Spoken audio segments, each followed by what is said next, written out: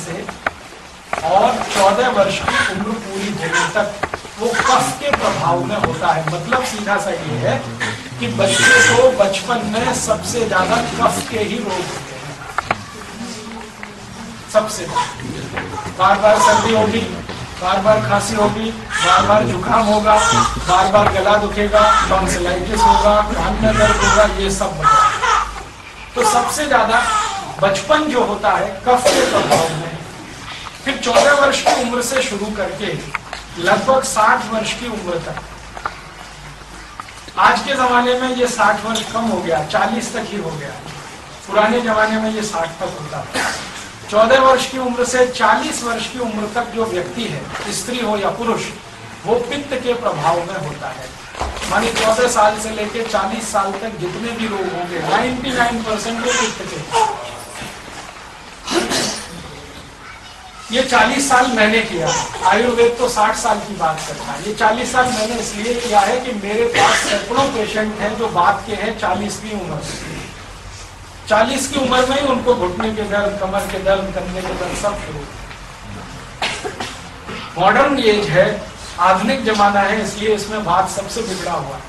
तो 40 की उम्र से हम शुरू करें और जीवन के आखिरी दिन तक सबसे ज्यादा बात का असर होगा। माने 40 के बाद के जो रोग शुरू होंगे आपके जीवन में, उम्र के आखिरी दिन तक, तो आपको सबसे ज्यादा तो बात के रोग होंगे 40 प्लस, पित्त के होंगे 14 प्लस 14 प्लस, और कफ के होंगे 1 प्लस या 0 प्लस, जो भी। इतनी मोटी बात के बाद अब हम पढ़ते हैं अष्टांग हृदय के सूत्र पर। यह भूमिका मुझे बनाना इसलिए जरूरी था कि मोटी जानकारी हमें रहे। अष्टांग हृदय में भागवत जी कहते हैं कि जिंदगी भर वात पित्त कफ को संतुलित रखना ही सबसे बड़ी कला है और कौशल है। सारी जिंदगी आपको एक ही काम करना है, प्रयास पूर्वक, कि हमारा वात, हमारा पित्त, हमारा कफ हमेशा सुरक्षित रहे, नियमित रहे, संतुलित रहे। जितना चाहिए उतना वात रहे, जितना चाहिए उतना पित्त रहे, जितना चाहिए उतना। तो जितना चाहिए उतना वात पित्त कफ हमारा रहे, तो इसके लिए क्या करना है, वो 7000 सूत्र है। उसमें से पहला सूत्र बहुत छोटा सा सूत्र है, आप लिख लीजिए, फिर मैं आपको समझाऊंगा कि ये सूत्र का मतलब क्या है और इसका असर कितना होगा। वात पित्त कफ को जीवन भर संतुलित रखना है, तो उसका पहला सूत्र है, कभी भी खाना खाने के तुरंत बाद पानी नहीं पीना। पहला सूत्र है, कभी भी खाना खाने के तुरंत बाद पानी नहीं पीना। इतना सही सूत्र। कभी भी जीवन में खाना खाने के बाद तुरंत पानी नहीं पीना। लिख लिया आपने? चलिए अब इसको समझते हैं। क्या कहा ये भागवत जी ने? खाने के बाद पानी नहीं, तुरंत पानी नहीं। अब आप इसको उल्टा करके देखिए कि हम तो रोज यही करते हैं। मैंने 100 में से 99 लोगों को देखा है कि वो पानी लिए बिना खाना नहीं खाते। पानी पहले होता है कि बाद में होता है। बहुत सारे लोग तो खाने से ज्यादा पानी पीते हैं। 2-4 रोटी के टुकड़े खाए, फिर पानी खाए। ऐसी स्थिति, ऐसी अवस्था में भागवत जी बिल्कुल ऐसी बात कह रहे हैं कि पानी ही नहीं पीना खाने के तुरंत। कारण क्या है, बात क्या है, क्यों नहीं पीना है, ये जानना बहुत जरूरी है। हम पानी क्यों न पिए खाने के बाद, क्या कारण है? बात ऐसी है कि हमारा जो शरीर है, ये शरीर का पूरा केंद्र है हमारा पेट। ये पूरा शरीर चलता है पेट की ताकत से, और पेट चलता है भोजन की ताकत से। जो कुछ भी हम खाते हैं वही हमारे पेट की ताकत। हमने दाल खाई, हमने सब्जी खाई, हमने रोटी खाई, हमने अचार खाया, दही खाया, लस्सी पिया, कुछ भी, दूध, दही, छाछ, लस्सी, फल आदि, ये सब कुछ भोजन के रूप में हमने ग्रहण किया। ये पेट को ऊर्जा देता है और पेट उस ऊर्जा को आगे के लिए ट्रांसफर करता है। आप कुछ भी खाते हैं, सब कुछ पेट आपके लिए ऊर्जा का आधार बनता है। अब हम खाते हैं तो पेट में सब कुछ जाता है। पेट में एक छोटा सा स्थान होता है जिसको हम हिंदी में कहते हैं आमाशय। कभी आप एनाटॉमी का, फिजियोलॉजी का कोई कैलेंडर आजकल आते हैं शरीर विज्ञान के, जिसमें शरीर के एक एक अंग को दिखाया जाता है।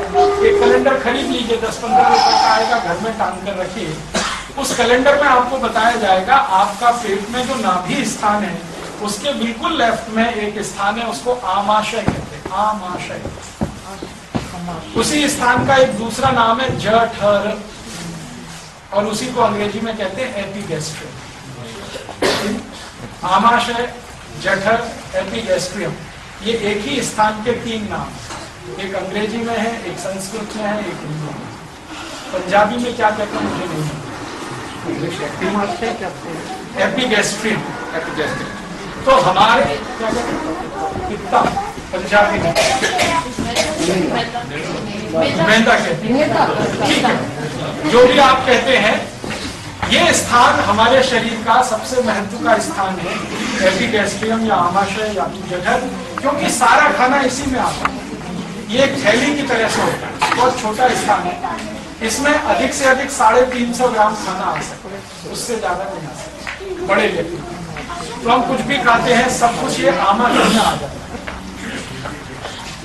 अब आमाशय में क्या होता है, खाना जैसे ही पहुंचता है, ये भगवान की व्यवस्था है जो शरीर में है, तुरंत इसमें आग जल जाती, अग्नि। आमाशय में अग्नि होती, उसी को कहते हैं जठर अग्नि, मिला के बोलते हैं जठर। ये जो जठर अग्नि है, ये आमाशय स्थान में प्रदीप्त होने वाली अग्नि है, आग है। ये आग ऐसी ही होती है जैसे रसोई गैस की आग। आपकी रसोई गैस है ना, एलपीजी सिलेंडर से जो कनेक्टेड है स्टोव, आपने स्विच ऑन किया, आग जल गई। ऐसे ही पेट में जैसे आपने खाना खाया तुरंत आग जल गई, ये ऑटोमेटिक है। रोटी का पहला टुकड़ा आपने मुंह में डाला, इधर आग जल गई, जठर अग्नि। ये अग्नि तब तक जलती है जब तक खाना पचता है, डाइजेस्ट। आप खाना खा रहे हैं, अग्नि जल गई, अब अग्नि खाने को पचाती है, डाइजेस्ट कराती है। वो ऐसे ही कराती है जैसे रसोई गैस। आपने रसोई गैस में जो स्टोव है उसका स्विच ऑन कर दिया, आग जल गई, अब इस पर आपने दूध रख दिया, थोड़ा चावल डाल दिया, तो जब तक अग्नि जलेगी तब तक खीर बने। इसी तरह से आपने पानी रख दिया, चावल डाल दिए, अब जब तक अग्नि जलेगी चावल पकेगा। आपने पानी रख दिया, दाल डाल दी, घटाघट पानी पी लिया और खूब ठंडा पानी पी लिया, और कई लोग तो बोतल पे बोतल उतार दिया। अब होने वाला एक ही काम है, जो आग जल रही थी वो बुझ गई। आग अगर बुझ गई तो खाने के पचने की जो क्रिया है वो रुक गई। अब हमारे पेट में 2 ही क्रियाएं होती हैं खाने के पचने में। एक क्रिया है जिसको हम कहते हैं डाइजेशन, दूसरी है फर्मेंटेशन। फर्मेंटेशन का मतलब है सड़ना, और डाइजेशन का माने है पचना। अगर आग जलेगी तो खाना पचेगा, खाना पचेगा तो उसका रस बनेगा। आयुर्वेद के हिसाब से बोल रहा हूं, आपकी आग जलेगी, खाना पचेगा, खाना पचेगा तो रस बनेगा। जो रस बनेगा तो उसी रस में से मांस बनेगा, मांस जिसको आप फ्लैश कहते हैं। उसी रस में से मज्जा बनेगी, फिर उसी रस में से रक्त बनेगा, ब्लड, फिर उसी में से वीर्य बनेगा, फिर उसी में से हड्डियां बनेगी, बोन्स, फिर उसी में से मल बनेगा, एक्सक्रीटा, स्टूल, फिर उसी में से मूत्र भी बनेगा। तो मांस, मज्जा, रक्त, वीर्य, मल, मूत्र, अस्थि और सबसे अंत में मेद बनेगा। ये तब होगा जब खाना पचेगा तब। और आप जरा ध्यान से सुने इन शब्दों को, मांस की जरूरत है हमको, मज्जा की भी जरूरत है, रक्त की भी जरूरत है, वीर्य की भी जरूरत है, अस्थि भी चाहिए, मेद भी चाहिए, ये सब हमें चाहिए। क्या नहीं चाहिए? मल नहीं चाहिए और मूत्र नहीं चाहिए।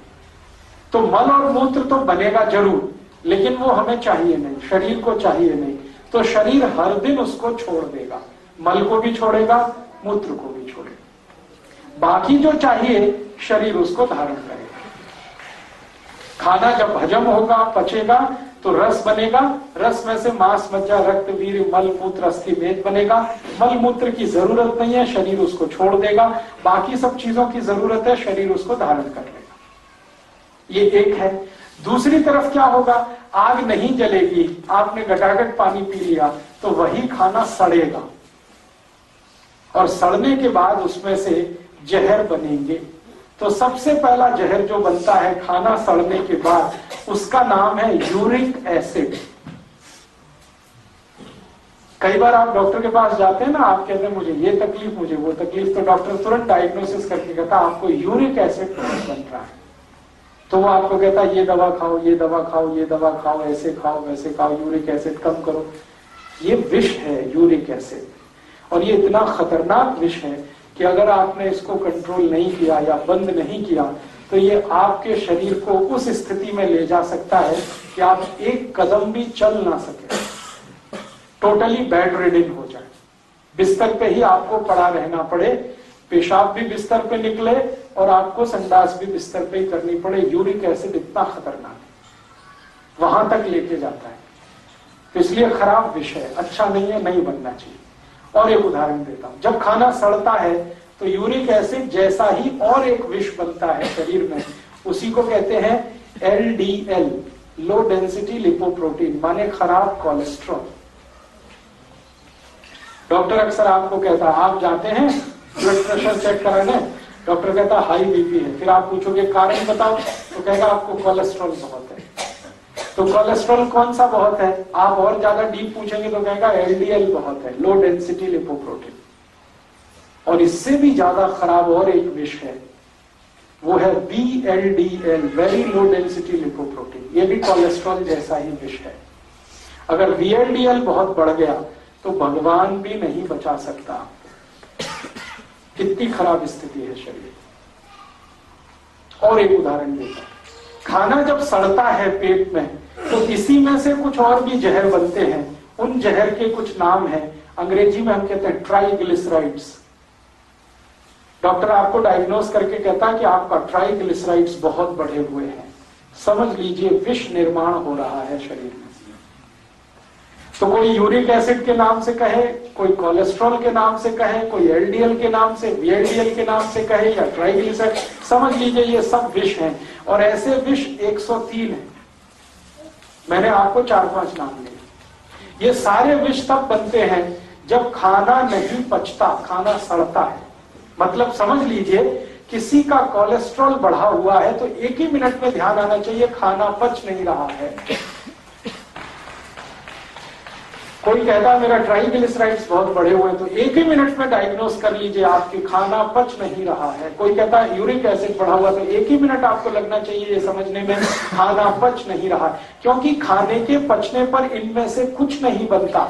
खाने के पचने पर बनता है मांस, मज्जा, रक्त, वीर्य, मल, मूत्र, अस्थि, मेद, ये सब पचने पे बनता है। नहीं पचने पर क्या बनता है, uric acid, triglyceride, cholesterol, LDL, VLDL, ये सब बनते हैं।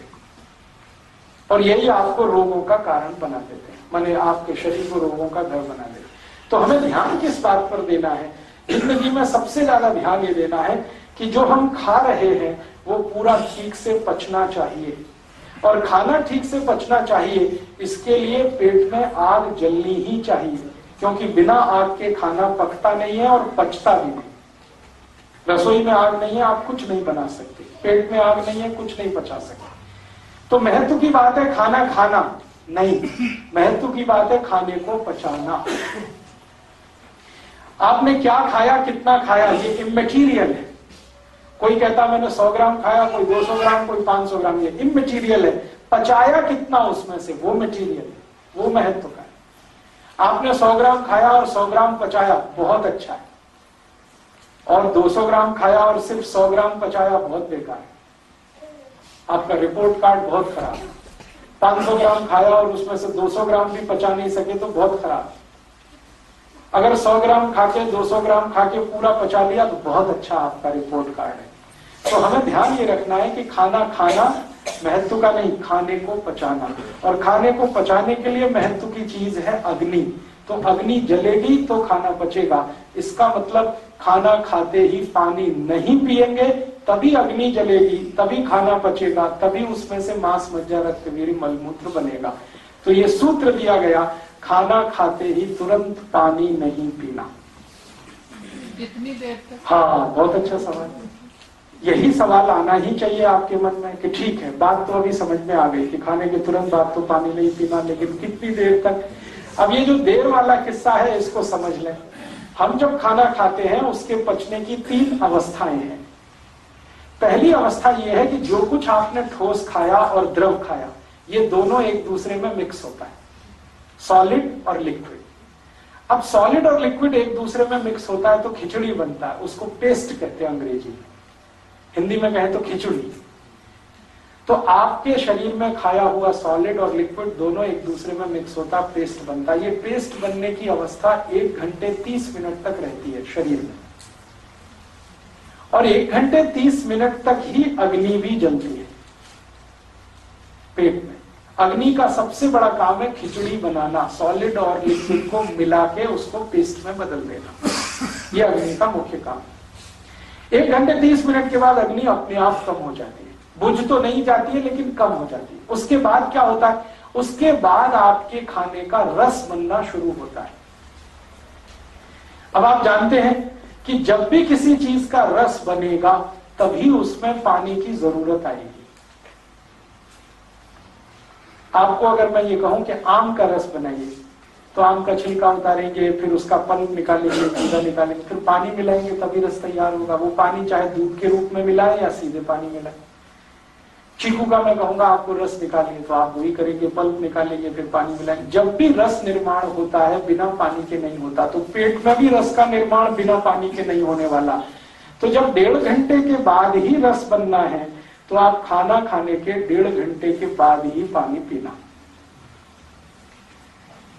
कुछ लोग ऐसे हैं दुनिया में जिनको खाना खाने के 1 घंटे के बाद ही रस बनने लगता है, कुछ ही लोग हैं, बाकी सबको नहीं बनता। जो लोगों को 1 घंटे में बनने लगता है वो लोग हैं जो बहुत मेहनत करते हैं, खेत में हल चलाते हैं, फावड़ा चलाते हैं, पत्थर तोड़ते हैं, सड़क पर रिक्शा खींच के ले जाते हैं, हाथ गाड़ी लेके जाते हैं। जो बहुत मेहनती लोग हैं उनको पेट में खाना खाने के 1 घंटे में ही रस बनने लगता है। तो वो लोग जो ज्यादा मेहनत करते हैं वो खाने के 1 घंटे बाद ही पानी पी सकते हैं। लेकिन जो आपके जैसे मेरे जैसे लोग हैं, कम मेहनती हैं, हमको 1.5 घंटे बाद ही पानी पीना अच्छा है। तो क्लियर हो गया, खाने के तुरंत बाद पानी नहीं पीना है, 1.5 घंटे के बाद पानी पीना। और 1.5 घंटे के बाद कितना पानी पीना है, जितनी इच्छा करे उतना, 1 गिलास, 2 गिलास, 3 गिलास, 5 गिलास, आपकी जितनी कैपेसिटी है पीने की, जितनी प्यास लगी है उतना आप पी सकते हैं। बहुत अच्छा। अब ये तीसरा सवाल आ गया। तीसरा सवाल ये आ गया कि खाने के पहले पी सकते हैं क्या? खाने के बाद का तो समझ में आ गया 1.5 घंटे में। खाने के पहले वाली बात समझनी है। खाने के पहले हम पानी पी सकते हैं, जितना चाहे उतना पी सकते हैं, लेकिन समय का उसमें ध्यान रखना है। खाना खाने से 48 मिनट पहले, 48 मिनट्स, 48 मिनट पहले। आप बोलेंगे ये 48 मिनट का क्या कैलकुलेशन है, 1 घंटा क्यों नहीं कहा मैंने, 48 मिनट क्यों कहा, 50 मिनट भी कह सकता था। बात ऐसी है कि जब आप पानी पीना शुरू करते हैं तो पानी मुंह में जाता है और बाद में सभी अंगों में जाता है, मांस में भी जाता है, मज्जा में भी, सब जगह जाता है, रक्त में भी जाता है। और अंत में पानी जो सरप्लस होता है, माने जरूरत से ज्यादा होता है शरीर को, वो मूत्र पिंड में आके इकट्ठा हो जाता है। बाद में आप यू मूत्र के साथ उसको बाहर निकाल देते हैं। तो मुंह में पानी शुरू किया, मूत्र पिंड तक आने में उसको 48 मिनट ही लगता है। तो आयुर्वेद में ये कहा गया कि जब ये 48 मिनट पूरा हो जाए और वो मूत्र पिंड में स्थिर हो जाए तो पेट तो खाली हो गया ना, तभी खाना खाना। माना खाने के पहले 48 मिनट में आप पानी पी सकते हैं, जितना चाहे उतना पी सकते हैं, 1 गिलास, 2 गिलास, 3 गिलास, क्वांटिटी आपकी कैपेसिटी के ऊपर है। तो खाने के पहले पानी पीना है तो 48 मिनट में, खाने के बाद पीना है तो 1.5 घंटे में। अब आखिरी प्रश्न आएगा खाने के बीच में। बीच में पीने के लिए कहा गया है कि कोई मजबूरी है, कोई इमरजेंसी है तो पी सकते हैं 1 या 2 घूंट। वो इमरजेंसी मजबूरी क्या हो सकती है, मान लो खाना खाते खाते गले में फंस गया, अब मजबूरी आ गई, तो आप पानी पी सकते हैं 1 सिप या 2 सिप, ठीक है। और एक मजबूरी आ सकती है, खाना खाते खाते खांसी आ गई तो फिर समस्या आ गई, तो भी आप 1-2 सिप पी सकते हैं। और एक तीसरी ऐसी ही एक मजबूरी है, वो मजबूरी आयुर्वेद में ये कही गई है कि जब आप 2 अन्न का खाना खाएं तो बीच में जरूर पानी पीना है। 2 अन्न का खाना मतलब रोटी खा रहे हैं गेहूं की और चावल भी खाना है आपको। चावल एक अन्न है, गेहूं दूसरा अन्न है। मक्के की रोटी खा रहे हैं और उसके साथ चावल खा रहे हैं, मक्की एक अन्न है, चावल दूसरा अन्न है। बाजरी की रोटी खा रहे हैं और चावल खा रहे हैं, बाजरी एक अन्न है, चावल दूसरा अन्न है। ज्वार की रोटी खा रहे हैं तो ज्वार एक अन्न है, चावल दूसरा है। तो जब भी 2 अन्न का खाना आप खाते हैं तो एक अन्न खाने के बाद दूसरा खाने से पहले थोड़ा पानी जरूर पीना। अनिवार्य? हाँ, अनिवार्य है। नहीं पिए तो नुकसान कुछ नहीं होगा, लेकिन पिएंगे तो फायदा बहुत होगा। खाने के बाद पानी कैसे पीना, घटाघट पीना? मैं बताऊंगा, एक एक करके बताऊंगा। हम जब पानी पिएंगे तो 2 अन्न का खाना जब हम खा रहे हैं, गेहूं खा लिया, रोटी, अब हमको चावल शुरू करना है, तो रोटी खाने के बाद चावल शुरू करने से पहले 1-2 सिप पानी पी लीजिए। क्यों पी लें? आपके पेट में एंजाइम्स जो है ना पचाने के लिए, वो अलग अलग है। गेहूं को पचाने के लिए अलग एंजाइम्स हैं, चावल वाले अलग हैं, मक्की के अलग हैं, बाजरी के अलग हैं, ज्वार के अलग है। सभी अन्न को पचाने के लिए एंजाइम्स अलग है। तो जब आप रोटी खा रहे थे गेहूं की, तो रोटी वाले एंजाइम सक्रिय हैं, वो एक्टिव है, रोटी को पचाने के लिए सारी व्यवस्था कर रहे हैं। अब अचानक से चावल खाना शुरू किया तो चावल वाले एंजाइम्स को सक्रिय करना पड़ेगा और रोटी वाले को थोड़ा सा डाउन करना पड़ेगा, तो वो पानी से ही होता है। तो इसलिए 1-2 घूंट पानी पी लीजिए, तो फिर चावल वाले एंजाइम सक्रिय हो जाएंगे चावल खाने के समय। ऐसे ही चावल के बाद और कोई तीसरा अन्न खा रहे हैं तो फिर बीच में थोड़ा सा पानी पी लीजिए। ये पानी बीच में जो पीना है वो 1-2 सिप से ज्यादा नहीं है। मिक्स करके खाते रहते हैं, इस पर मैं उत्तर दूंगा, लेकिन थोड़ी देर के बाद। अभी हम जो बात कर रहे हैं वहां तक सीमित है कि हमको बीच में पानी पीना है क्या। तो बीच में पानी पीने के लिए 3 कंडीशन मैंने बताई। या तो गले में खाना फंस गया तो मजबूरी है, या तो खांसी आ गई मजबूरी है। लेकिन पॉजिटिवली जो बिना मजबूरी का काम है वो ये कि एक अन्न खाने के बाद दूसरा शुरू होने से पहले 2-3 सिप पानी पी लीजिए, उसके बाद दूसरा अन्न शुरू करें। अब आखिरी बात जो इस एक नियम से जुड़ी हुई है वो ये कि ठीक है, हमको समझ में आ गया खाने के 1.5 घंटे बाद पानी पिएंगे, लेकिन खाने के तुरंत बाद कुछ और पी सकते हैं क्या, पानी को छोड़कर? तो उसके लिए आयुर्वेद में कहा गया कि आप खाने के तुरंत बाद अगर पीना चाहें तो जूस पी सकते हैं, फल का रस, कोई भी फल का रस पी सकते हैं। दूसरा कहा गया कि खाने के तुरंत बाद आप चाहें तो लस्सी पी सकते हैं। और तीसरा कहा गया कि खाने के तुरंत बाद आप चाहें तो दूध पी सकते हैं। तुरंत, हाँ, उसका भी टाइम बताने जा रहा हूं। तुरंत खाने के बाद अगर पीना चाहते हैं तो एक तो जूस पी सकते हैं, दूसरी लस्सी पी सकते हैं, तीसरा दूध पी सकते हैं। अब बहुत अच्छा सवाल पीछे से आ गया, इसका भी कोई टाइम है? हाँ है। आयुर्वेद में बिना टाइम के कुछ नहीं, हर चीज के खाने का टाइम। मूंगफली का दाना कब खाना चाहिए, चना कब खाना चाहिए, गुड़ कब खाना, इसके भी टाइम फिक्स है। मूंग की दाल किन दिनों में खानी चाहिए, कब नहीं खानी चाहिए, उसके भी टाइम फिक्स है। अरहर की दाल, तुअर की दाल कब खानी चाहिए, माँ की दाल, हर एक चीज का टाइम फिक्स है। इसी के 7,000 सूत्र है। लेकिन आप घबराइए मत, इतने ज्यादा नहीं बताऊंगा, नहीं तो कंफ्यूजन हो जाएगा। मैं आपको सीधे सीधे कुछ 20, 25 या 50 सूत्र ही बताने वाला जी। पीना, इसमें जो ध्यान रखने की बात है वो ये कि जब भी जूस पीना है खाने के तुरंत बाद, वो सवेरे ही पी सकते हैं, नाश्ते के बाद, ब्रेकफास्ट के बाद। जब भी जूस पीना हो तो सवेरे ही पी सकते हैं। आप पूछेंगे क्यों? बात सीधी सी ये है कि फल को या जूस को पचाने वाले जो एंजाइम्स हैं हमारे पेट में, वो सवेरे ही सबसे ज्यादा होते हैं। तो सुबह के समय अगर आप जूस पी रहे हैं या फल खा रहे हैं तो जूस का एक एक बूंद आपके शरीर में डाइजेस्ट हो जाएगा, और वही जूस रात को पिएंगे तो वो सब फ्लश आउट होगा यूरिन के साथ, तो उसका कुछ भी उपयोग नहीं आएगा। तो सुबह सुबह जूस पीना सबसे अच्छा, हर एक बूंद उसकी पचे हमारे शरीर को। दोपहर के समय लस्सी पीना ही सबसे अच्छा, क्योंकि दोपहर के समय हमारे पेट में जो एंजाइम्स होते हैं वो दही को और लस्सी को डाइजेस्ट कराने वाले हैं दोपहर को। तो दही या दही की कोई भी चीज खाना दोपहर को ही सबसे अच्छा। सुबह खाए तो नुकसान तो नहीं?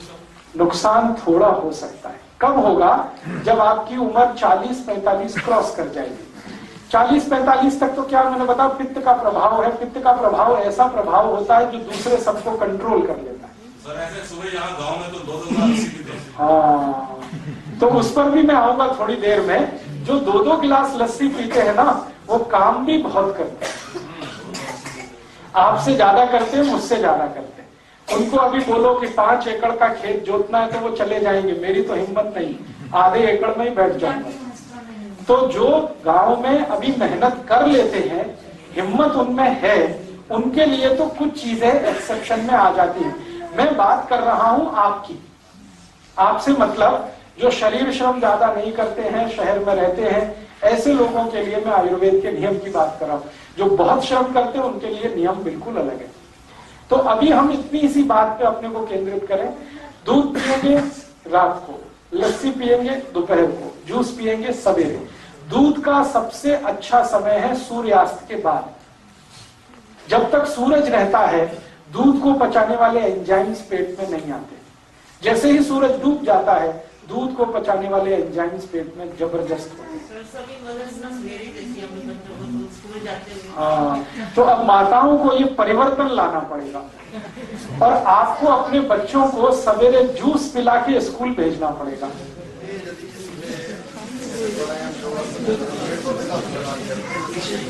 हाँ, 1 मिनट अशोक भाई का सवाल है। मैं 1 मिनट आपका सवाल है, बहुत जेन्युइन है। हम पटियाला में हो या जलंधर में, लुधियाना में हो या दिल्ली में, ज्यादातर घरों में मैंने भी देखा है माताएं अपने बच्चों को स्कूल भेजती है तो दूध पिला के भेजती है। ये जितनी माताएं अपने बच्चों को स्कूल भेज रही हैं दूध पिलाकर, इन सबसे मेरी प्रार्थना है कि उनको जूस पिलाकर भेजें। बच्चे ठीक ही कहते हैं, सुबह नहीं पीना चाहते। हाँ, इसलिए नहीं कि उनके शरीर में इच्छा नहीं होगी, क्योंकि एंजाइम्स नहीं है। आप जबरदस्ती पिलाते हैं। सुबह के समय किसी भी बच्चे की दूध पीने की इच्छा नहीं होती। आप मार के, पीट के, जबरदस्ती अपना फोर्स दिखाकर उसको पिला देते हैं। इच्छा क्यों नहीं होती? क्योंकि पेट में एंजाइम्स ही नहीं है उसको पचाने वाली, इसलिए इच्छा भी नहीं होती। तो वो सही है, इच्छा नहीं होती उसकी, तो आप उसकी इच्छा का सम्मान करिए। बस उसको सवेरे जूस पिलाना शुरू कर दीजिए। जूस नहीं पी सकता है तो फल खिलाना शुरू कर दीजिए। सवेरे का समय फल और जूस के लिए आप फिक्स कर दीजिए। दोपहर को जब वो स्कूल से लौटते हैं तो दही का समय फिक्स कर दीजिए। आप उनको दही खिलाइए, लस्सी खिलाइए, मट्ठा पिलाइए, जो पीना। और शाम का समय फिक्स कर दीजिए दूध का। पानी कैसे पीना? हाँ, मैं बता रहा हूँ। सेकंड सूत्र उसी पे है। एक सूत्र पूरा हुआ है, उसको मैं रिपीट कर रहा हूँ, आपको याद हो जाए इसलिए कि खाने के तुरंत बाद पानी पीना नहीं है, 1.5 घंटे बाद पीना है। खाने के पहले पीना है तो 48 मिनट में पीना है। खाने के बीच में पीना है तो तब पीना है जब 2 अन्न का खाना खाए या कोई मजबूरी आ जाए, खांसी आ गया या गले में खाना फंस गया। और खाने के तुरंत बाद दूसरी कोई चीज पीनी है पानी को छोड़कर, तो लस्सी पीनी है, दूध पीना है और जूस